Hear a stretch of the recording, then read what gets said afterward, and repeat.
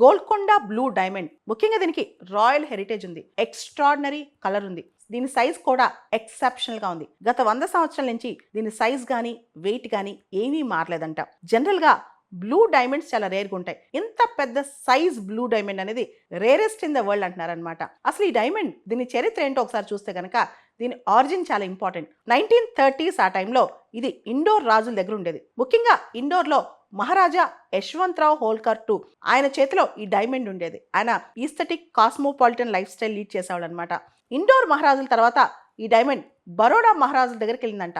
ఈ డైమండ్ తర్వాత ప్రైవేట్ ఓనర్షిప్లోకి వెళ్ళింది. ఇప్పుడు అది ఓపెన్ బిడ్డింగ్లో ఆక్షన్ వేస్తున్నారు. దీన్ని ఎవరైనా కొనుక్కోవచ్చు అనమాట. ఈ డైమండ్ యొక్క ప్రత్యేకత ఏంటంటే ఇది గోల్కొండ మైన్స్లో దొరికిన డైమండ్ అనమాట. సో ఇది ప్రత్యేకమైన డైమండ్ అని చెప్పొచ్చు. బ్లూ కలర్లో ఉంటుంది ఈ డైమండ్. గోల్కొండ ప్రాంతాన్ని కుతుబ్ షాహీస్ పరిపాలించేటప్పుడు ఈ కృష్ణా గోదావరి బేసిన్ ఏదైతే ఉందో అక్కడ చాలా డైమండ్ రిజర్వ్స్ ఉండేయంట. వీటిని దాదాపు 200 సంవత్సరాల పాటు ఎక్స్కవేట్ చేస్తూనే ఉన్నారు. ఒక పీక్ టైంలో దాదాపు 20,000 మంది అక్కడ పనిచేసేవాళ్ళంట. ఇక్కడ నైట్రోజన్ ఇదంతా దీని యొక్క ఇన్ఫ్లుయెన్స్ తక్కువ ఉంటుంది. ప్యూర్ కార్బన్ దొరికిందంట ఆ ప్రాంతంలో. ఇక్కడ దొరికే డైమండ్స్ కూడా చాలా పెద్దవిగా క్రిస్టల్ క్లియర్గా ఉంటాయి. కోహినూర్ డైమండ్ కూడా ఈ ప్రాంతంలోనే దొరికిందని ఒక వినికిడి అనమాట. సో కోహినూర్ డైమండ్ కావచ్చు, ఈ గోల్కొండ బ్లూ డైమండ్ కావచ్చు, ఇదంతా ఈ ప్రాంతంలోనే దొరికింది అంటుంటారు.